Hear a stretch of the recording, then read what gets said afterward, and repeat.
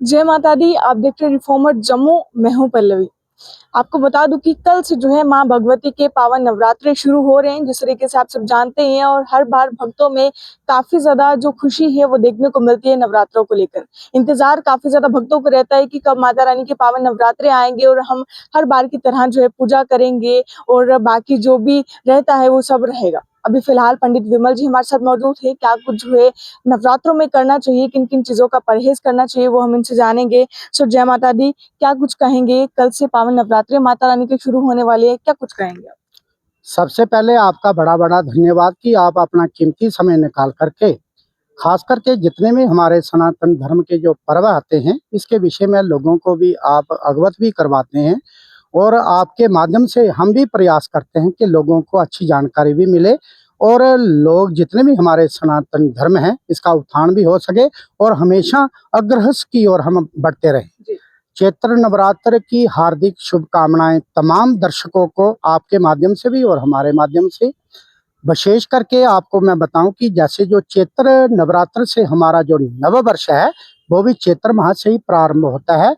और नव वर्ष की भी तमाम दर्शकों को हार्दिक शुभकामनाएं और मां भगवती से प्रार्थना करते हैं मां भगवती सबको सुख और समृद्धि दे और सबके घर में खुशियां लेके आए। ये जो नव वर्ष प्रारंभ हो रहा है चैत्र नवरात्र से सबके लिए मंगलमय हो ऐसी कामना करते हैं।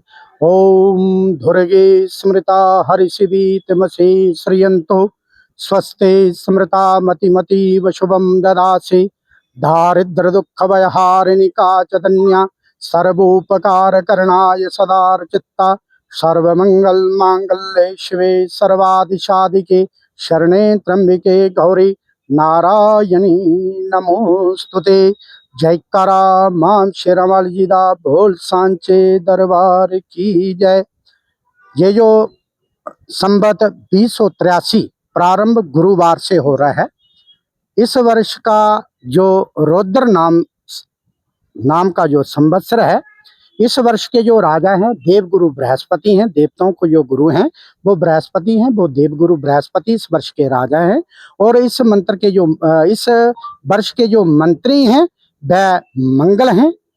सबके लिए ये नव वर्ष शुभ भी रहेगा और सबको मां भगवती सबके घरों में सुख और समृद्धि भी बनी रहेगी। क्योंकि जो हम नव वर्ष में जब हम प्रथम चरण अपना उसमें हम पांव जो रखते हैं, प्रथम वर्ष का जो पहला दिन होता है वो चैत्र नवरात्र से प्रारंभ होता है। तो कहते हैं प्रथमम शैलपुत्री च द्वितीयम ब्रह्मचारिणी तृतीयम चंद्र घंटेति कुष्मा देती चतुर्थकम पंचमम स्कंद महातेति षष्टम कात्यायनीति च सप्तमम कालरात्रीति महागौरीति चाष्टवम नवम सिद्धरात्रि च नव दुर्गा प्रकीर्तता।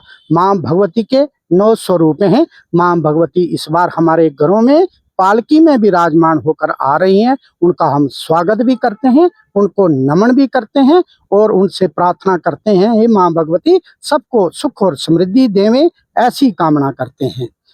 ऐसा है कि जैसे कि गुरुवार को जो अमावस्या है सुबह 6:52 तक अमावस्या है। 6 मतलब के 6:45 बजे के पहले कोई भी अपने घर में साख या माता का कलश या मां भगवती की ज्योति प्रज्वलित कृपया करके ना करें। जो ऐसे तो 6:53 से लेकर पूरा दिन शुभ ही शुभ है।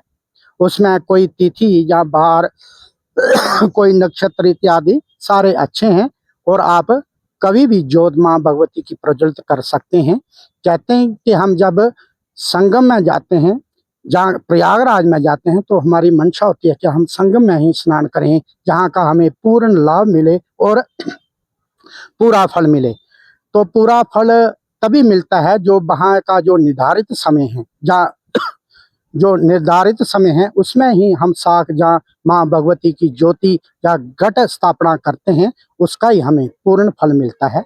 वो पूर्ण फल ऐसा है कि वो वृषभ लग्न में करें।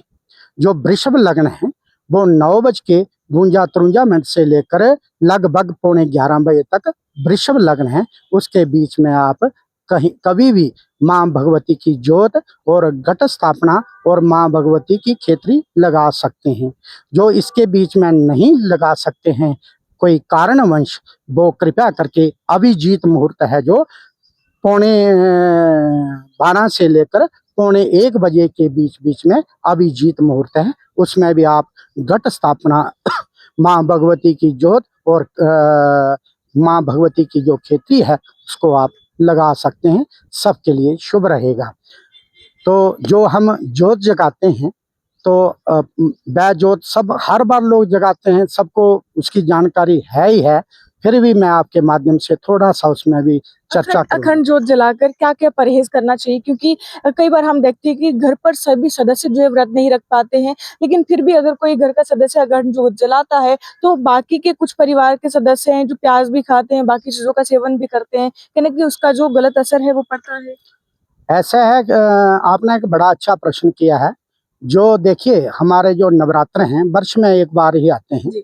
जिस भाव से हम कहते हैं कि हमारा श्री गणेश अच्छा हो तो हम कार्य आगे, अगर हमारा बच्चा फर्स्ट में अच्छे नंबर से अच्छी उसकी प्रोग्रेस होगी तो आगे वो बड़े-बड़े ओहदों पे पहुँचेगा। अगर वो शुरू में ही थोड़ा-सा ऐसे रहेगा तो फिर थोड़ी दिक्कत हो जाएगी ना।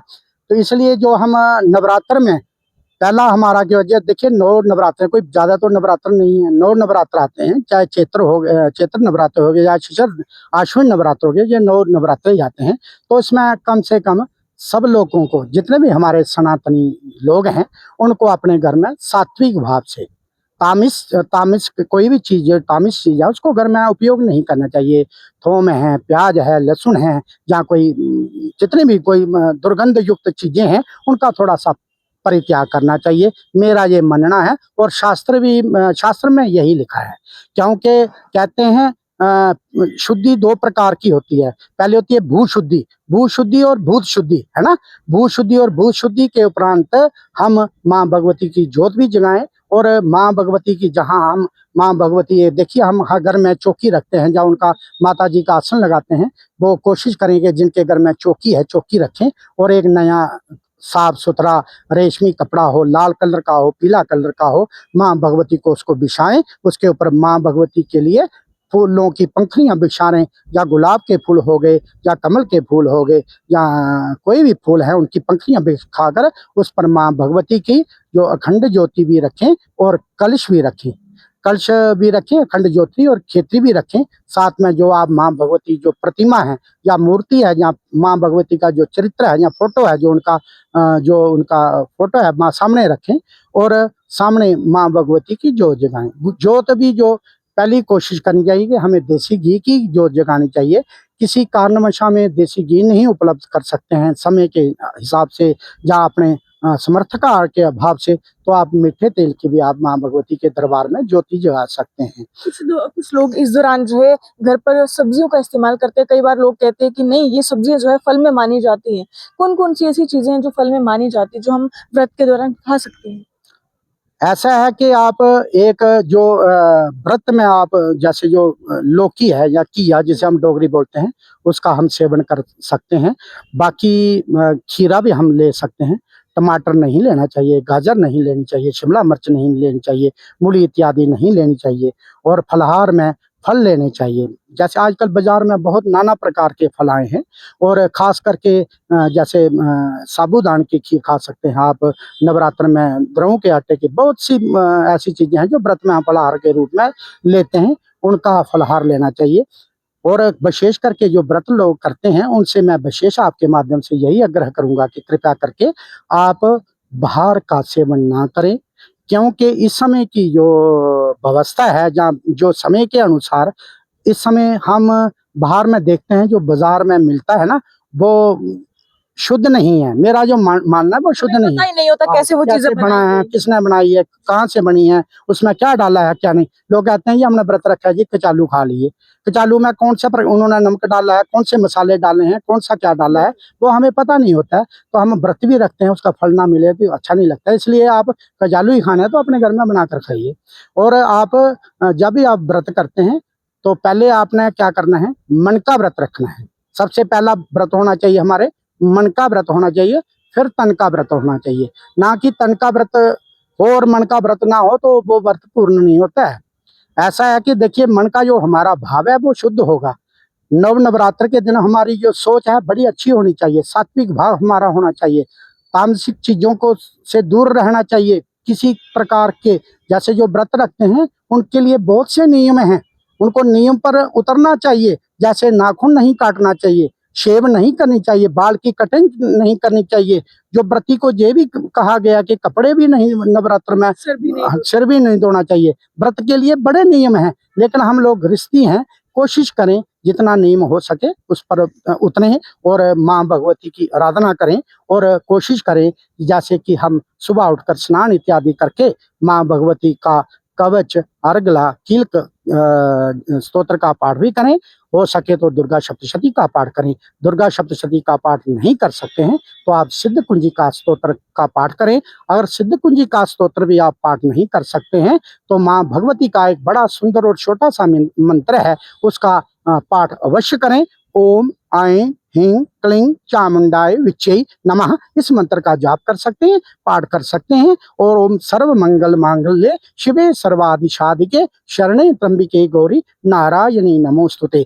विशेष करके जो इस समय हमारे संस्कृति के अनुसार जितने भी हमारे पर्व हैं बड़े श्रद्धा पूर्वक उनको बनाना चाहिए, निष्काम भाव से। किसी के साथ किसी प्रकार का द्वेष, पंक्तिहीन सारी चीजों का परित्याग करते हुए जितने भी धर्म हैं बड़े बढ़ चढ़कर इनको मन से बनाना चाहिए। और खास करके नवरात्र के में जैसे आप अष्टमी को पूजते हैं या नवमी को पूजते हैं तो आप 9 कंजकों का पूजन अवश्य करें। जो कंजक की अवस्था है वह 3 साल से लेकर 7 और 8 साल के बीच में ही होनी चाहिए। और जब आप कंजक की पूजन करते हैं तो सर्वप्रथम आप कंजक के पांव धोएं, उसके बाद अपने हाथ धोएं, फिर माँ भगवती का स्वरूप जानते हुए माँ भगवती का मन में मंत्र उच्चारण करते हुए जो देवियां आई हैं हमारे घर में उनको तिलक करें। तिलक जो केसर या सिंदूर का हो उसके ऊपर थोड़े से अक्षत चढ़ावें,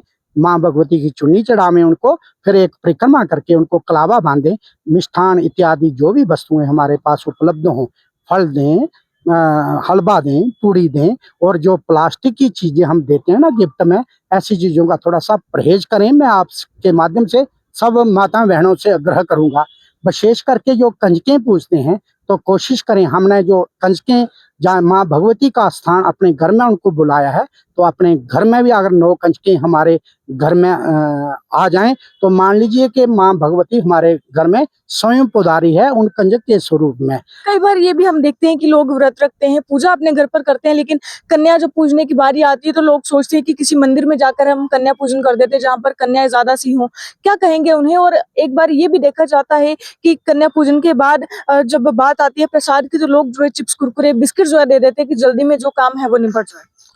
ऐसा है, देखिए हम कितने श्रद्धा भाव से जो व्रत करते हैं ना, तो अपने हाथ से पकाएं। जी। कोशिश करें कि हलवा बनाएं, पूड़ी बनाएं, चने बनाएं, कन्या स्वरूप में उनको बो दें। मैं आपके माध्यम से जितनी भी माताएं या बहनें या भाई बंधु हमारे व्रत करते हैं उनसे विशेष आग्रह करूंगा। कुछ लोगों का मत है कि बच्चे बड़े खुश होकर खा लेते हैं, हम वही वस्तु उनको देंगे। देखिए कुरकुरे में या चिप्स में, हाँ, उसमें प्याज, लहसुन, नाना प्रकार की क्या क्या पड़ता है आपको हमें थोड़ी पता है। आप कितने प्रकार की जो गंदगी या दूषित चीजें उसमें पड़ रही हैं, आपने 9 व्रत रख के फिर चिप्स दी, कुरकुरे दिए। ऐसे करने से तो मैं समझता हूँ कि जो आपका व्रत है, मुझे नहीं लगता है कि माँ भगवती आप पर कृपा करेगी। कोशिश करें अपने घर में कोई हलवा बनाएं, पूड़ी बनाएं, चने बनाएं, ना तो खीर बनाकर अपने घर में 9 कंजकों को बैठाइए ना, प्रेम पूर्वक उनका पूजन कीजिए और उनकी परिक्रमा कीजिए और उनको दंडवत प्रणाम कीजिए। मैं कहता हूं कि माँ भगवती आप पर अवश्य कृपा करेगी। कुछ लोगों का मानना ऐसा भी है, हम देखते हैं घर में क्या होता है कि बच्चे आएंगे, ऐसा होगा, वैसा होगा। उनकी जो सोच है ना, मैं नहीं वो शब्द बोल सकता हूँ, वो बोलते हैं कि नहीं हम मंदिर में ही जाके कंजकें पूज लेंगे। ऐसा अगर आपके भगवान ने आपको एक कुटिया दी है तो उसमें माँ भगवती की अगर माता भगवती को बिठाते हैं तो माँ भगवती की जो 9 दुर्गा कन्याएं आती हैं वो आपके घर में आए, आप उनके घर में अपने उनके आने से ही आपके घर के कितने वास्तु दोष हैं, कितने ग्रह गोचर हैं जो शांत हो जाते हैं, और उनका आशीर्वाद आपने अपने घर में लेना चाहिए, ऐसा शास्त्रों में मानना है। जिनके पास समय नहीं है या जिनके पास समय का अभाव है, जहाँ स्थान का अभाव है, वह कृपया करके मंदिर में करें तो अच्छा रहेगा। लेकिन मैं कहता हूँ कि कुरकुरे जैसे चिप्स है, इससे बेहतर है कि आप उनको फल दें। संतरा है वो दें, अंगूर है, ड्राई फ्रूट्स दें, कुछ भी दें आप। आम है, सेब है, बहुत से प्रकार के फल जो हमारे मार्केट में मिलते हैं, उनको धो के स्वच्छ दें। यानी वो चीज जो उनके काम आ जाए बच्चों। हाँ, वो आप दे सकते हैं, वो अवश्य दें उनको। और कॉपी दें, पेंसिल दें, रबड़ दें, बहुत से हैं। थोड़ा सा ये प्लास्टिक है ना, प्लास्टिक पर थोड़ा परहेज करें। और विशेष करके जो लोग साग लगाते हैं ना, मैं देखता हूँ तभी भी मैं भी जाते हैं लोग, तो क्या करते हैं, हम एक प्लास्टिक का कटोरा लेते हैं बाजार से बने हुए, उसमें साग लगाते हैं। तो कृपया करके प्लास्टिक का कटोरा का उपयोग ना करें। हो सके तो मिट्टी का कलश ले लें, मिट्टी का कलश लें, उसमें ही साग लगाएं। और जब आप साग विसर्जित विसर्जित करते हैं, बड़े श्रद्धा पूर्वक, प्रेम पूर्वक उसको विसर्जित करें। हम देखते हैं कोई जहाँ भी आपको स्थान मिलता है वहीं आप छोड़ के चले जाते हैं। ऐसे तो मैं समझता हूँ कि नहीं लगाने चाहिए। अगर आप अपने घर में माता को बुलाते हैं तो उनको बड़े आदर पूर्वक उनका सत्कार और उनका स्वागत करके ऐसा करना चाहिए। विशेष करके तमाम दर्शकों को नवरात्र की हार्दिक शुभकामनाएं, और ये जो चैत्र नवरात्र सबके लिए सुख और समृद्धि लेके आए, ऐसी कामना करते हुए ओम सर्वे भवन्तु सुखिनः, सर्वे सन्तु निरामया, सर्वे भद्राणि पश्यन्तु, माँ कस्य दुख भाग् भवेत्। धन्यवाद। जय माता दी। तो चलिए पंडित विमल जी हमारे साथ मौजूद थे और नवरात्रि जो है आ चुके हैं और जिस तरीके से आप पूजा करते हैं आप करें, लेकिन कुछ चीजें रहती हैं जिसमें प्याज लहसुन बाकी अन्य चीजें जो नहीं बनानी चाहिए घर पर। और जिस तरीके से जब लास्ट नवरात्रा आता है कन्या पूजन के लिए, बहुत सारे लोग ऐसे हैं जो सोचते हैं कि समय वेस्ट ना हो तो वो बाहर चले के जो है वो कन्या पूजन करते हैं, प्रसाद नहीं बनाते, चिप्स कुरकुरे दे देते हैं। लेकिन अगर हम पुराने समय की बात करें तो पुराने समय से लेकर जब हम छोटे थे, हमें भी जब कोई कन्या पूजन करता था हमें प्रसाद जो है वो हलवा पूड़ी और चने जो है वो देते थे। लेकिन अब जो समय है, इस समय में लोग सोचते हैं कि जल्दी से जल्दी काम जो है निपटे और उसके बाद जो हम फ्री हो जाए। लेकिन आप जो चिप्स कुरकुरे में पैसे वेस्ट करते हैं, आप वो प्रसाद खुद पर बनाइए और तसल्ली से जो कन्या पूजन है वो अपने घर पर बैठकर करिए। और जिस तरीके से बताया कि जो प्लास्टिक के बाउल्स में जो है साग लगाते हैं, ऐसा नहीं करना चाहिए। आप मिट्टी के बर्तन ले सकते हैं, बाजार में बहुत अच्छे-अच्छे बर्तन जो मिट्टी के आते हैं जिसमें आप साग लगा सकते हैं और श्रद्धापूर्वक पूजा जो है अपने घर पर करें और इस नवरात्रों को अच्छे से जो है वो अपने घरों पर मनाएगा। देखिए, रिफॉर्मर जम्मू, जय हिंद।